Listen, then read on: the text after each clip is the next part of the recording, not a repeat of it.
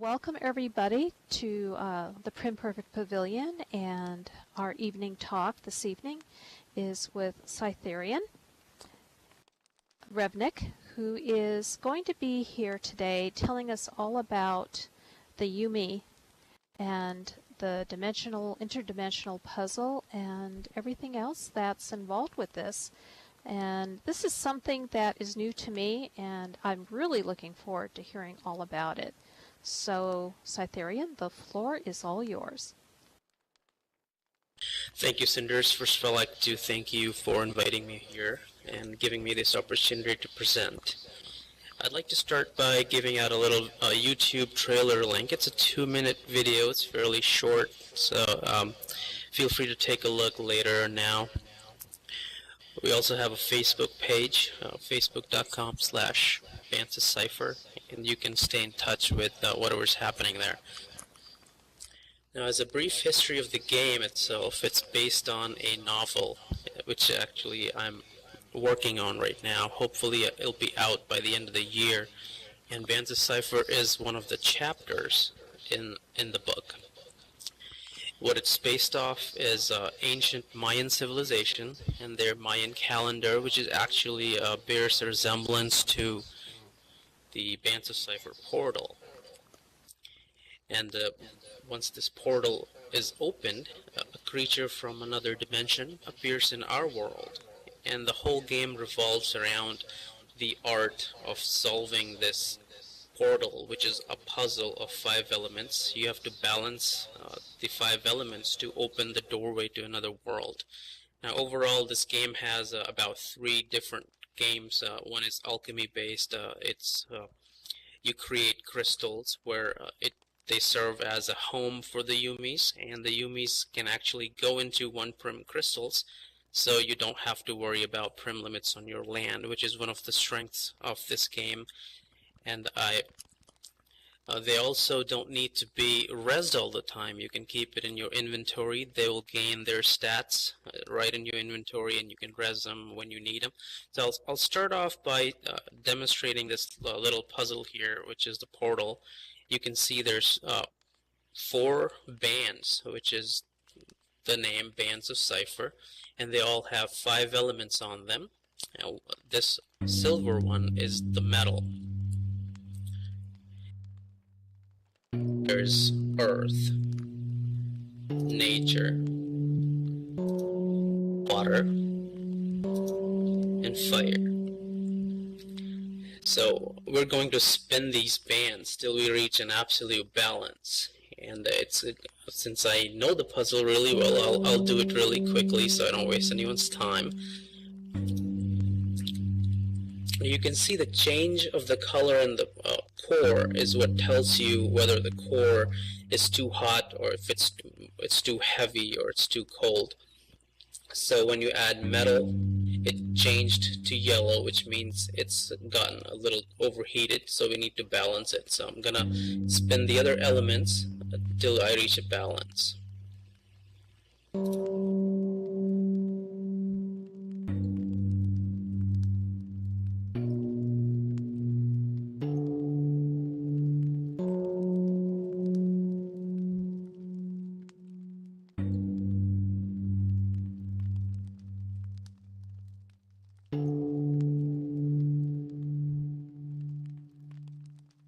When the portal reaches a balance, it will open a portal, and it should be happening right about now.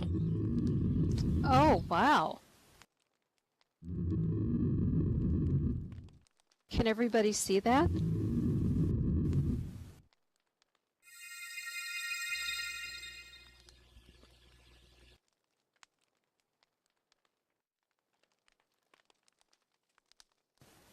That is amazing. Oh, look there. And there you go. The little guy should be up here any minute now. And it's an Elfie. It's one of our seasonals. And there you go. Hi, little fella. Oh, I love him.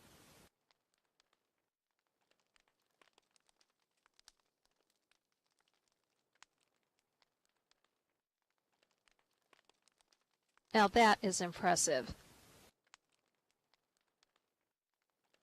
I'm glad you like that. And he will interact with you and all sorts of stuff. You can tickle them, and they will do a little peekaboo.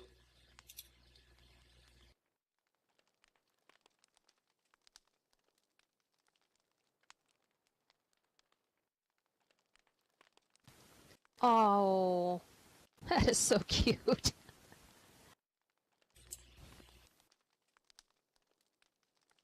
Portal doesn't really disappear, Sophia. I just took it in so people can see the Yumi, and we also are frapsing. So overall, that's the baseline of the story.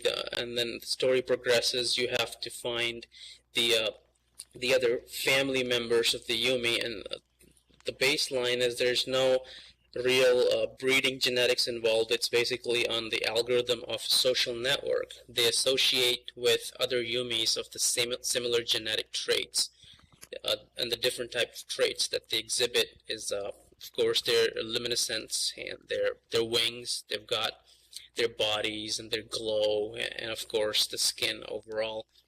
So the overall combination is about 8 to 9 million different genetic traits, and they associate with tribes. They form tribes that have similar genetic properties. So if they have, let's say, 4 genes, which is skin, hair, lumina, and their glow and hair. So once they associate, they will associate with 3 or more similar genetic types. So this little guy can actually bring other friends with a process called transcoding, which others may draw an analogy to breeding per se. So we can do a transcode, and another Yumi will appear from the portal, which will be similar genetic traits. Oh my gosh. I'm impressed.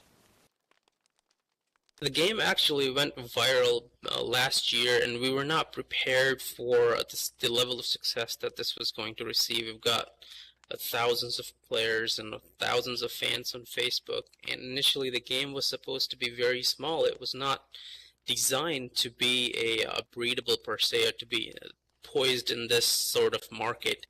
It was supposed to be for an MMORPG as a side profession.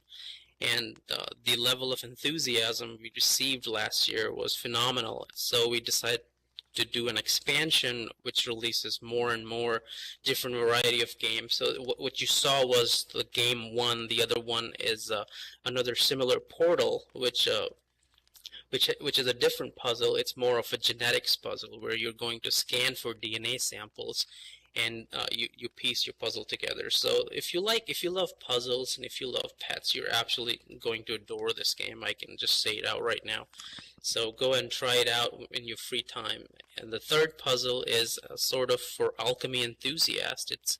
It's chemicals, and it's jars, and it's a lot of fun. So you can see all the videos on our website, bandsofcypher.com or facebook.com/bandsofcypher, and that way you can get more familiar.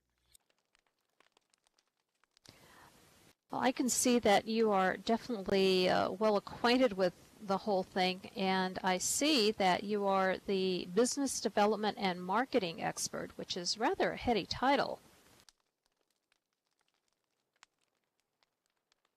I've been in Second Life for about 5 to 6 years. My first company that we formed was Acacia Designs, which is also very popular. We design animations. Pretty much, our portfolio is very diversified. We make games, animations, builds, homes, and we've been doing that for 5 years and achieved decent level of success there. But prior to Second Life, I was a product executive for Oracle Corporation, and in the Silicon Valley, and that's my background, is heavily entrepreneurial. But once I found Second Life, that was around 2006, and I absolutely loved it and saw the opportunities that you could get in here. And we both jumped at it. My wife, Acacia, who is a beautiful woman and a wonderful mind. She's a genius. She helped a lot, and she's the animator, builder, designer for Bands of Cypher as well. So a very strong collaborative team is what you've got. Yes, definitely. So how did this, where did the nugget of the Yumis come from? I mean, was this from somebody's dream or noodling on a napkin? How? You could say that actually. It was sort of. It really started from when we watched the movie Avatar, to be honest, and it just wanted to develop a creature, and I was already writing a book that had mythical creatures in them. So I said to Acacia, "Hey, why not? Let's bring these creatures to life and bring them in Second Life." And they resemble sort of guardian angels. That's their theological background, where they are aliens slash beings from another world, like guardian angels, and they have been with human civilization for thousands of years, and we just now found out how to meet them, and that's how it started, the whole story. And then you got hit with the avalanche of success. Correct, and at first we didn't really know how to handle it because the game wasn't designed to be scalable to that dimensions. So we had to make some changes and immediately start working towards an expansion with better servers, better hardware, all over.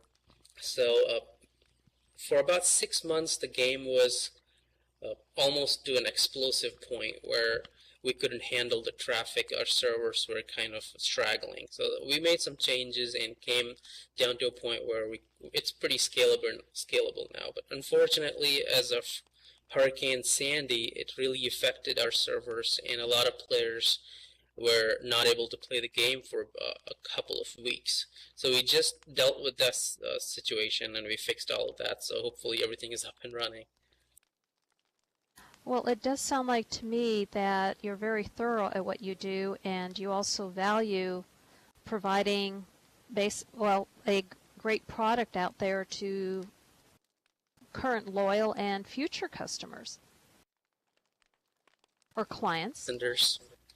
Yeah, it's one of my top priorities to make sure no one's left behind if they are having any problems, as I've done with my primary venture, Acacia Designs.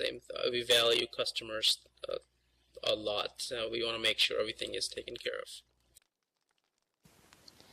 So we have the language of the 5 elements that we need to understand. How do we go about doing that exactly? Or is this kind of a learn as you go? Yeah, it's not that hard. It may seem very intimidating at first, but the language itself is music, and you can find tutorial videos on our website, which goes into the details of how to understand what each of the elements do. Another world, the world Nether that they belong to, resides in a parallel dimension. It bears resemblance to our world. They have 5 elements in common, and the 5 elements that you saw on the portal: the metal, which is the chemicals and the elements. Then you have water, fire, earth, nature. These are the common elements. So the bounding, the things that join both of our worlds together, the commonality, are these 5 elements, and that's what a Yumi understands. The creature Yumi, which speaks the language of elements telepathically. So to communicate with the Yumi, you have to understand how these elements, think of them as alphabets, piece them together, and communicate with the Yumi. Well, that is pretty fascinating. So we have our 2 little friends right here, and you said they were special ones. So what do some of the other Yumis look like, or that we could expect? I have a wide variety of skins and textures. Some beautiful. You may see angelic beings. You can see lots of colors, fluorescence. You'll see you'll see glow, you'll see shine. It's if you go to the video, you'll see some of the Yumis that belong to different tribes. They'll have tribal markings on them. Some will do, some will not do. Some will have a different color glow. Some will have entirely different, like some resemble almost like aurora lights, the northern aurora lights. That's where we got the inspiration to design these creatures. And Lucio has seasonal Santa, which is the Santa Claus. Now, they do like to mingle with human festivities. They have excellent camouflage abilities. They can blend in with any environment. They can change their skin colors and textures and blend in. So, like I said, if you see the video trailer, it's a short trailer, you'll see some other Yumis from tribes. They associate in tribal hierarchies abundance. Then you'll see uncommon, rare, mythical, artifacted. And it goes off for about 12 categories. And the end goal of the Bands of Cypher game is to unlock the Ancients. The Ancients are the creatures that have all the secrets to the designs of the blueprints of the universe, and once you can find them, they'll figure out what's wrong with both of our worlds and why is it collapsing, and they can save them. So once you unlock the Ancients, it's almost to a point that you have completed the game, but the game doesn't end there. You could turn around and keep playing it. You can keep repeating the game. You can trade the Yumis to other players, and each and every Yumi is needed for your progression further. Well, it sure sounds like to me that this has been thought out to the nth degree, and that you all make well use of the social media of today, whether it's a website or YouTube, and that's really to the customer's benefit. Yeah, you have to stay in touch with the different social media, Twitter, Facebook. We decided to bring that into Second Life as a means of communication, open more lines of communications to the players. Sometimes Second Life communication is not very reliable. Now, as you discover new Yumis, they get live feeds to Twitter. Everyone will instantly know what you discovered, and it will send a little blip out there that, let's say, Lucio Palazzi discovered such and such ancient or artifacted Yumi. And if other players are in need of that Yumi, they can contact Lucio and say, hey, I want that. I need to transcode to unlock the next hierarchy so I can keep playing the game. So that way, it sort of stays connected. And in the end, we have different achievements. We give out rewards and player token rewards. They can claim and redeem them for several different goodies, limited edition items, free game boards, and all sorts of stuff. So it's overall pretty well tied in, and it took years of development work to get to where it is now. For the different lines of communication, we definitely have in-world group. We have a web-based customer support ticket system. We also have Facebook, Twitter. So we just want to hear from you what your experiences are, and so far it's been great. And if you have any questions, feel free to have at it and send me note cards or email or contact us from the websites. Well, that is a really great thing to offer to customers, clients. And unfortunately, when I was frozen there for a moment, I don't think you heard me, but I was saying that it is really nice to hear that all of this time and effort went in beforehand, before the Yumi were brought to us in the Band of Cyphers, rather than rushing, doing a hash job, and throwing something out there well before it's actually ready. So thank you. Thank you, Cinders. It's definitely been quite a ride, and we had to plan a lot. Definitely, from the market perspective, people love to trade, people love to do their own auctions, so we had to make sure that the market itself was replenishing. The economy of the sub-game, we wanted to make sure that every Yumi was needed in some way. especially to progress to the next stages, you need the previous stage Yumis. They will do something called a collective transcode. So every Yumi is in demand, no matter what you do. We also have a new puzzle solvers opportunity that you could solve the puzzles for others professionally and for tips. A lot of the players do work for tips, and on our website, on merchant services page, you may find these professional puzzle solvers or folks who would love to trade and sell, buy and sell Yumis. They definitely interact quite a bit that way. Well, I would say that interaction is going to be a huge attraction with the Yumis. And yes, I agree with one of the audience members. That lovely little cooing sound does remind me a little bit of the tribbles from the old Star Trek series. But they're fun to listen to. Thank you. You definitely have a techie background for your reference of Klingon and Star Trek. Are you interested in this sort of genre? Because I am absolutely into that stuff. So, when you were talking earlier about how this is a collaboration between you and your partner, Akasha, how is this like a 40-hour-a-week commitment, or how does that work out for you? And do you actually get to have a real life in there somewhere? Cinders, it's definitely more than a 40-hour commitment. I have to cram in 48 hours in the day, and I wish there were more hours in the day and I could duplicate myself.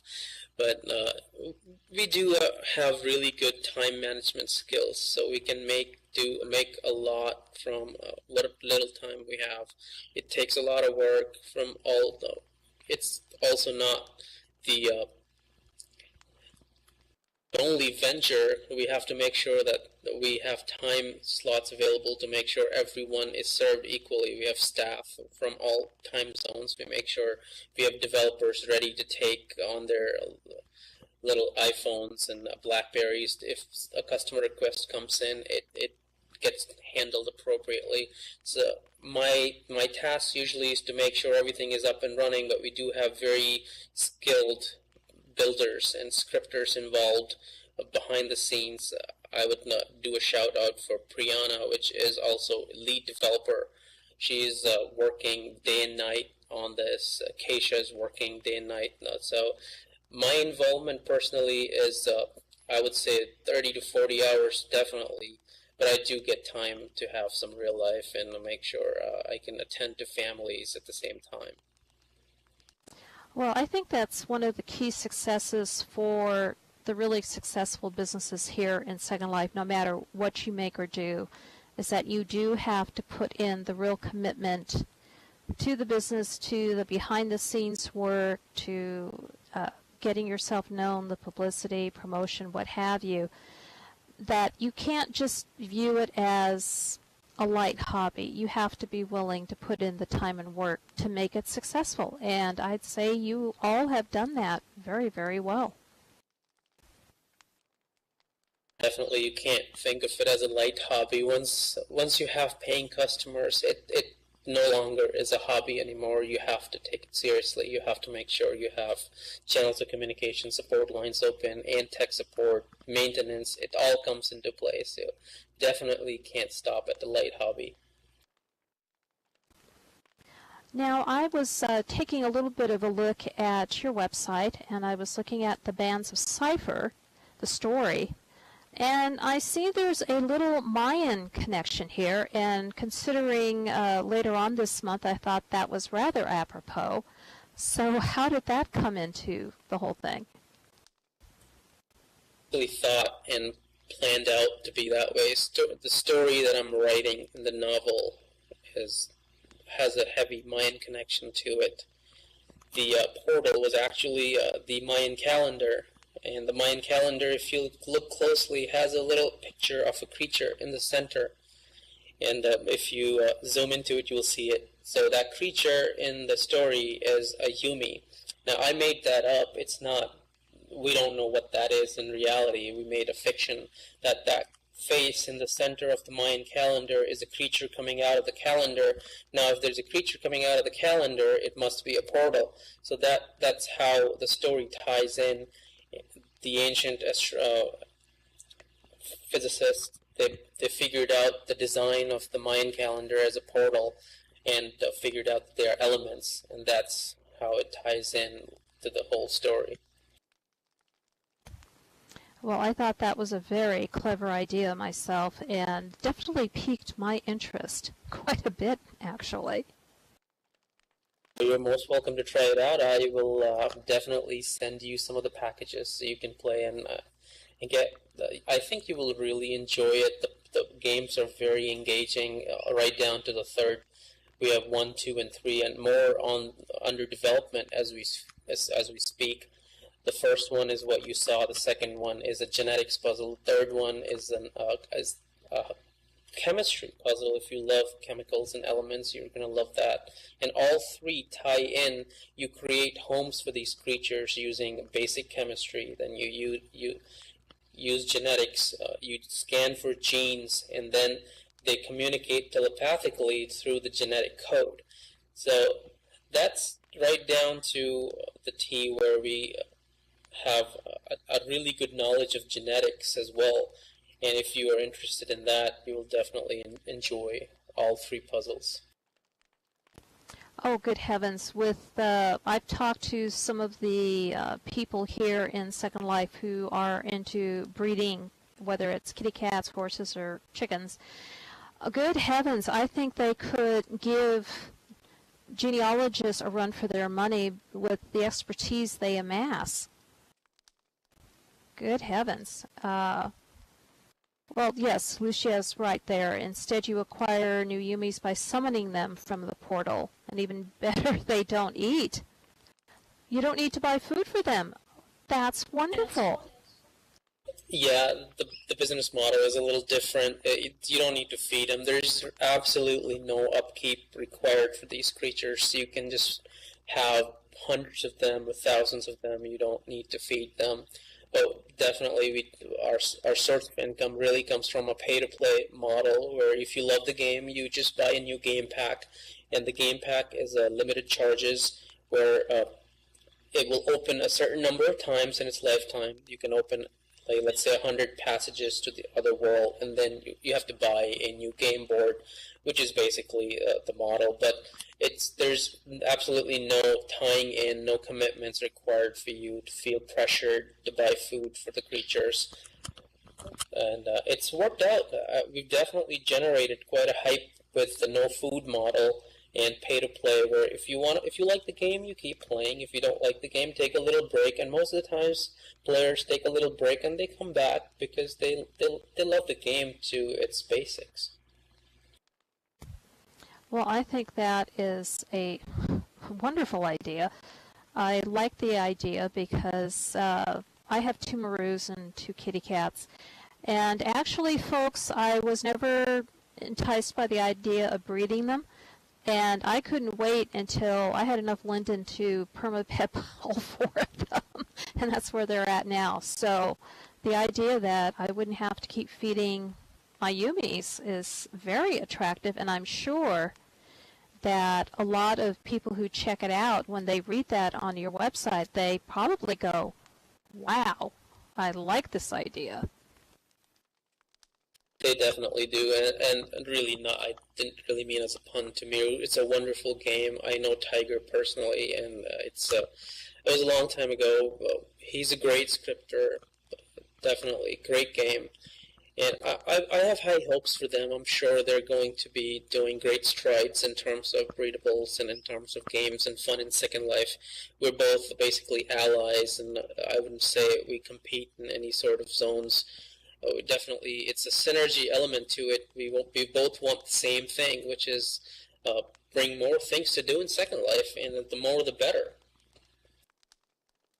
Well, I can certainly understand that, and I'm just so impressed with all of this. I play a few games, usually over at my cousin's house, because we're half owners on the Xbox, but of course it's over there. And he has a friend who the only way he puts it is that he thinks in code. He can be holding a phone conversation, and in the meantime, he's typing away at high speed because the back part of his brain is thinking strictly in code. And it sounds like you have a few people who are like that working on this, the Yumis and the Band of Cypher. Yeah, 24/7. They're working on something all the time, and it's a great team. I do have a strong technical background as well, so I oversee if they get stuck on something.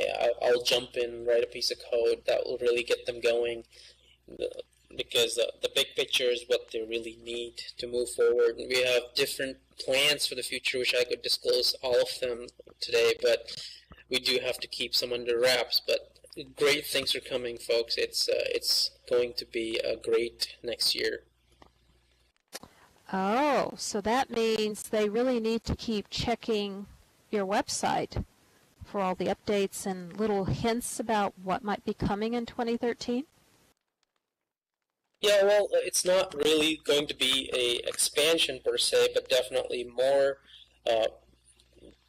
things to do, more channels of communication, and every single achievements that you have earned so far is going to play a role in the future as well. So we're not going to discard any of the work you've done as we move on to the next chapters. The chapter 2 was just launched and Halloween, and we made sure that chapter 1 content was still very needed and plays a pivotal role to move forward, and we're going to keep doing the similar models, whether we move into different domains, different types of games, different I could tell you that we do have other puzzles planned, and you can say it's a no-brainer. It's a game based on different elements of the story as they tie in. We have the chemistry, we have the genetics, we have the elemental linguistics. So along that line, there's more that is going to be added in the future, and that's pretty much what you can expect going forward. Maybe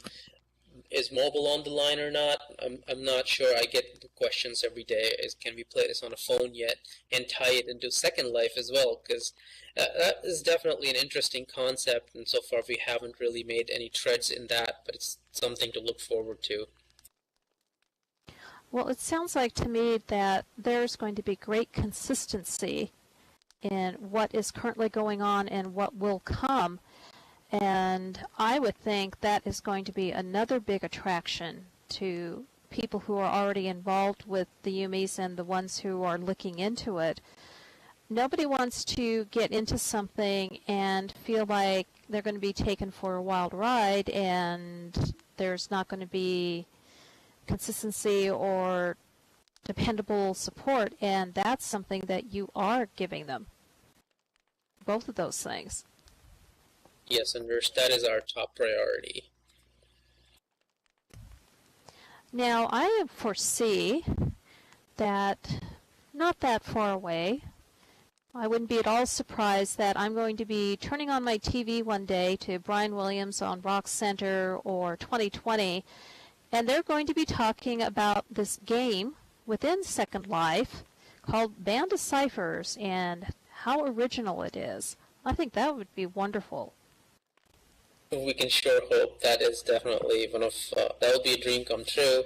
We do have attracted some press attention, definitely not from the big names, but I sure hope that happens one day, and the residents of Second Life are going to be on the winning ends, and it's going to really work well for Second Life in terms of their publicity.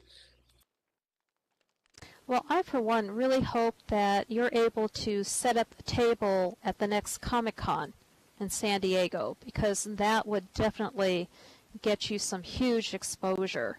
And I know quite a few of those people who go to Comic-Con are also here in Second Life, so that would be a double whammy. That's actually a great idea, and I hadn't really thought about it, to be honest, but I will definitely do some digging into and see if we can get a booth there. It sure couldn't hurt, and that is an event that gets worldwide attention, and they get thousands and thousands of attendees. I know people who have been going there since the thing began practically, so they have diehard loyal attendees, and that is another side market that you could be reaching. So I really hope you can do that. Well, we can definitely try. We won't know until we try it, right? Well, I think it would be a really fun thing for you to do. I will warn you, I used to be in the science fiction convention circuit. I never went to Comic-Con, but I've known people who have. You definitely need a group to go with you because you need to trade off shifts at your table, because that could be a long set of days. You need a break. For sure, yeah. I will definitely make sure my full team is there. So you've doing all of this, you've writing the book, you've written the basic backstory for the Yumis, the Band of Cypher. When will the book be out there for us to buy? Is it going to be online publishing, or are you thinking about going to a regular publishing house? Publishing has actually evolved quite a bit over the last few years. The new pod, which is the publish on demand, is now really popular, so you don't need to be signed up with a publishing company. You write the book, and you get a good editor, and then contact Amazon.com, and they will publish on demand as you get orders. And I know quite a few players and folks are waiting for the book as well, because the book spans different areas, not just Bands of Cypher. It spans the MMORPG that we also created, the Assassin's Grid, that the book touches all the aspects, and some future games as well. So it's going to be a publish on demand through Amazon, where I'm hoping to get that up by the end of the year. Or if not, then definitely going into January, and we'll have something up for you to read and hold in hand. I have a feeling there are going to be a great number of people hovering at the website going, is it up yet? Is it up yet? Is it up yet? It already happens, Cinder. They ask me every day, how far are you? It's actually, the book itself is done, but the process of editing is very time-consuming, and it's in a crude form, and you have to revise it, go through different channels of editing, and then it's available to read. Well, I definitely have an understanding of that. Again, when I used to go to all the science fiction conventions, I went to a lot of the writing panels, and most of them said that you definitely need to do the rewrites and the editing, and a lot of the writers there said, I hand it to, whether it was a spouse, a sibling, a trusted friend, but they'd hand it to someone who hasn't been working on it for weeks, months, or years to have a fresh set of eyes read it, because sometimes you can be so close to what you've written that you don't see something that's off, and the new person comes in and they'll read it and they'll go, well, wait a minute, why are you talking about this here, and that doesn't even happen until the next chapter? What's going on here? So do you have an independent proofreader that you like to use? Yeah, I'm working with a local author. He's authored a popular book, and he gives me pretty much on-the-fly tips and advice, and he proofreads. And we also have, actually my mother-in-law also is an editor, so she reads as I write more chapters. It's also, I communicate with some authors on autonomy.com, and they give quite great feedback, and that's the way it's working towards. You know, that is really a great thing to do, because there's nothing like tapping the expertise of the people who have already gone through all of this and the tips and advice that they can give you. That's icing on top of the cake. Yeah, any help couldn't hurt, and I appreciate all your input, all your advice. It's been definitely very enlightening, and I will make sure this video reaches as many people as I can manually fathom. I'll try to get it on Facebook, get it on YouTube, Twitter, to make sure this reaches. Oh, I think it's going to definitely get a lot of attention. And I also wanted to say, where you're going to get your book published through Amazon is that you are likely avoiding the dire case of being assigned what's referred to as a baby editor to read over your book, which is, now I'm not slandering anybody who might have this background out here in the audience, but a baby editor, from what I've been told, is usually someone fresh out of college or university, and they will go in and critique your book, and you sometimes wonder if they actually read the book or are familiar with your genre at all, because their suggestions make absolutely no sense. There was one famous case where someone up in the top tier of science fiction writers, and he was writing a book, and his baby editor came in and demanded that he could not publish his book until he added a sex scene. And he told the baby editor, I've never had one in any of my 20-odd books. Why should I do that now? And this baby editor held the line, and he said, okay, fine. He wrote one sentence, he opened up his manuscript, flipped the pages, stuck his finger down, and went, okay, I'm sticking the line in there. The book got published, and he put in there, and every convention he went to, he said, okay, you're all complaining about that one line, sex scene. Here is my editor's name, address, fax, email, and phone number. Tell him. He never was asked to do that again. The baby editor It's learned. definitely pretty intrusive. You have to have a working relationship with your editor. You have to know their genre that they're strong with, and definitely they're not giving you the runaround. Most of the editor, they usually do grammatical checks, but as far as concept comes into play, they have to know the characters in the book. They have to know their life story, the way they communicate, the way their attitude is, so they can't really force upon their own persona onto the character. Exactly. So I hope that fate never befalls you in your publishing career.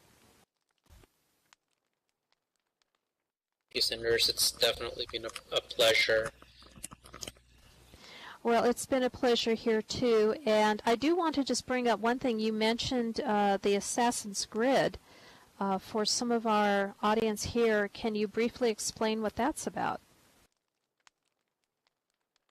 Assassin's Grid. It's also assassinsgrid.com. It's a free-to-play game in Second Life. We designed purely for the purpose of exploration. The game itself is you explore different and new sims. As new regions get added into Second Life, you teleport there, and you sort of claim it. And when you claim that land, it becomes yours. Hypothetically, of course, it still belongs to Linden Labs.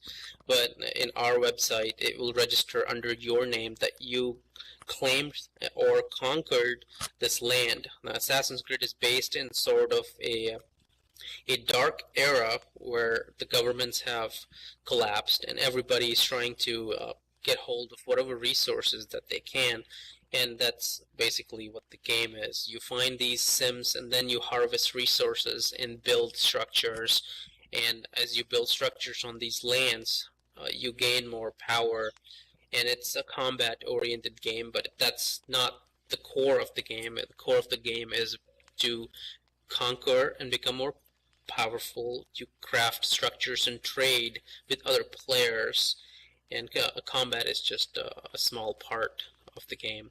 We definitely have a lot of more things planned for this game. It's a free-to-play game, so it does have its revenue contingencies.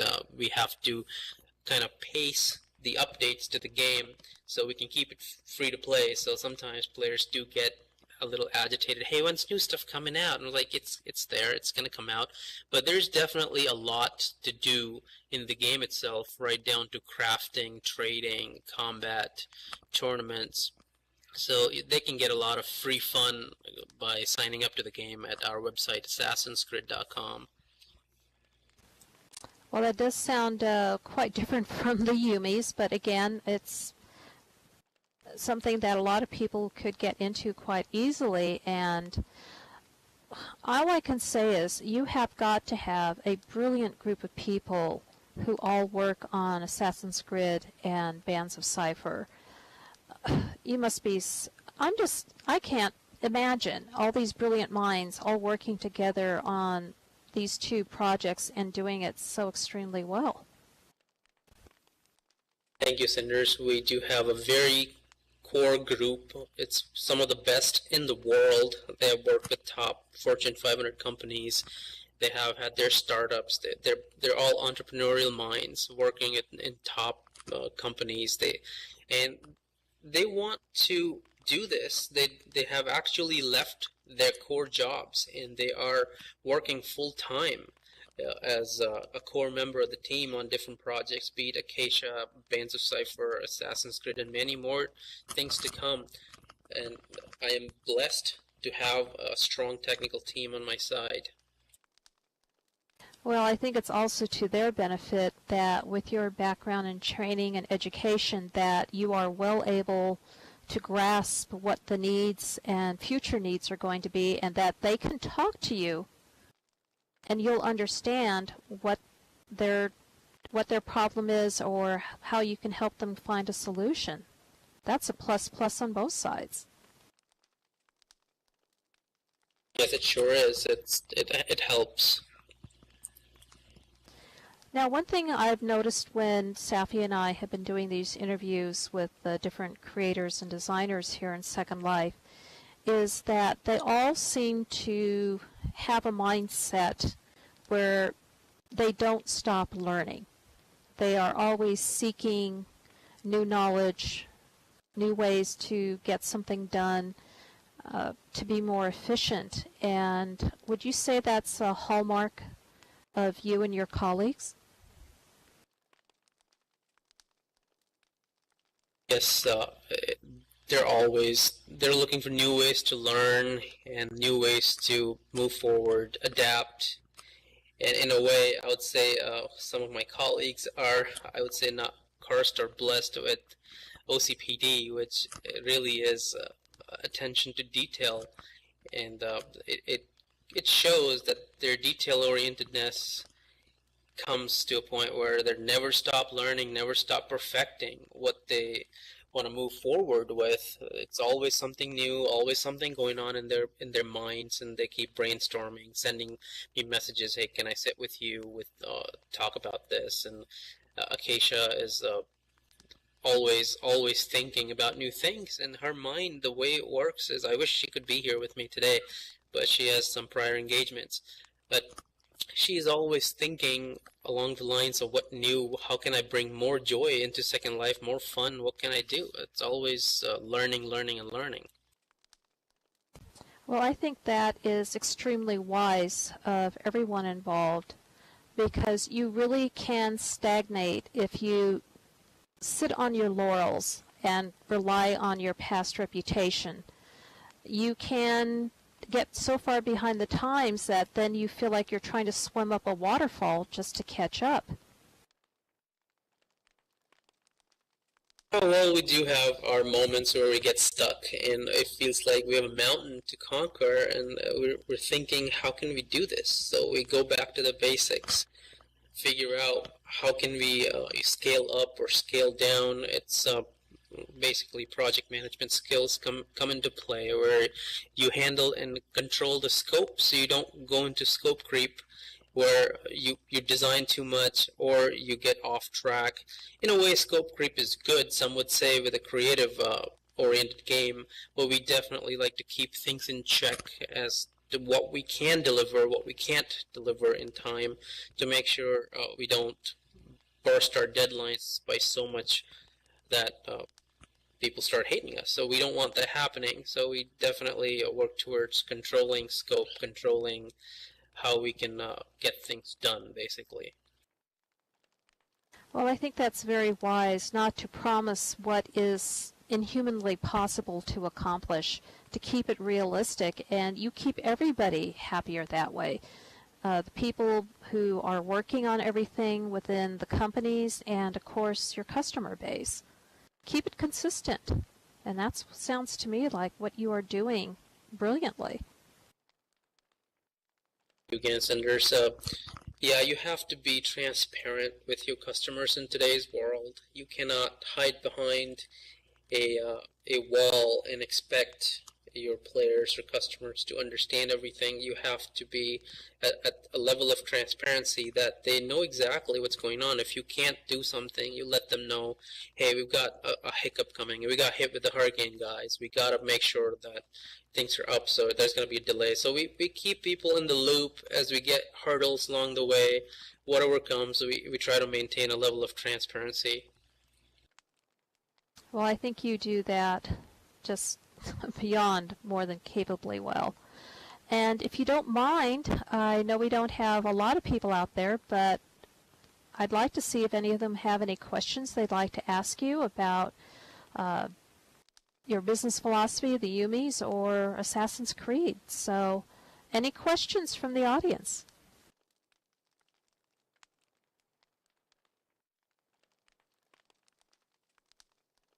Yeah, I'd be glad to answer any questions that you may have. If I can't answer any questions, you can send them or email them to me.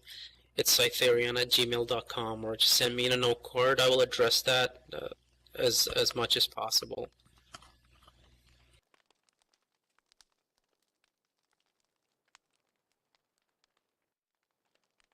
Thank you, Bill. And Bill does know whereof he speaks. I think you were so thorough about everything that you talked about. I think you've answered all their questions. Well, that's definitely great to hear. A couple of closing remarks I would like to do is website is a great source of information. There's a very thorough user guide that will answer most of the questions. And I know a lot of folks have questions about prims and food. Let's say that the number of prims is about 20. If you want to keep a Yumi rezzed, but you don't have to keep them rezzed. You can keep them in your inventory, and they can convert into crystals, as Lucio mentioned earlier. You can convert them, and that's the way they gain their stats. You could trade with other players. You could be a puzzle solver, or you could just have fun and just solve puzzles all day. These are really engaging, really addicting puzzles, and they're all unique. These puzzles you won't find anywhere. They're designed from scratch, and we do have our copyrights and patents on these puzzles in progress. So it's very fun. I would definitely encourage you all to try it at least once, and I will send personally all of you. Let me see, make sure I have everyone's name, and I will make sure you all receive a kit. Oh, well, thank you. How about that, audience? That is a wonderful holiday gift. Sure. They're so delighted. Well, I think I just have a couple of questions left, and it's ones that Safi and I have been pretty much asking all of the guests on these talks. And if you were called by Linden Labs and they told you for 24 hours you had the full powers of a Linden, what would you do, or what would you change?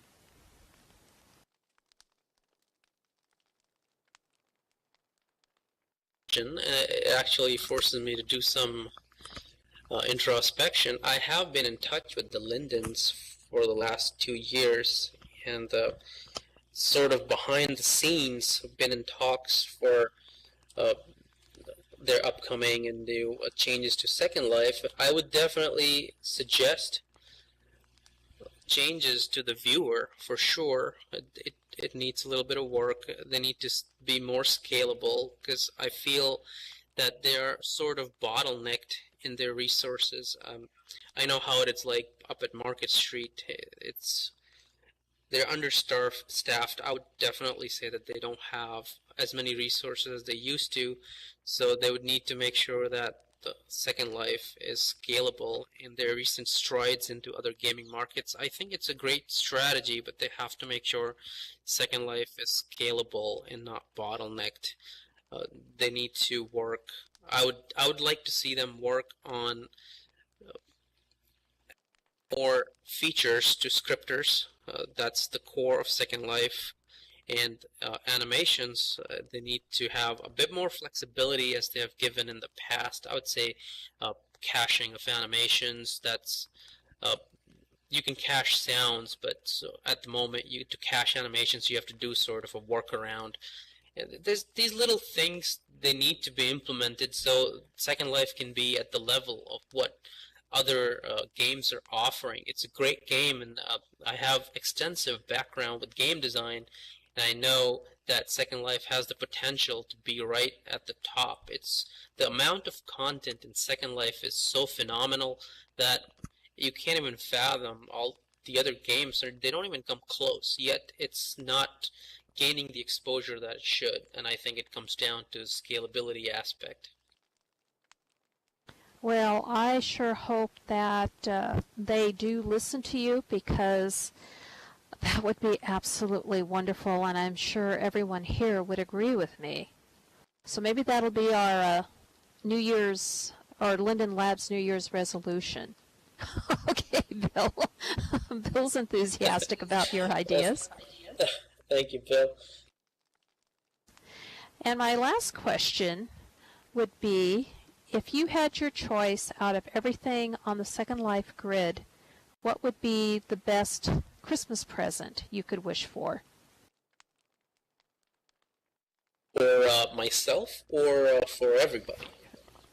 For yourself.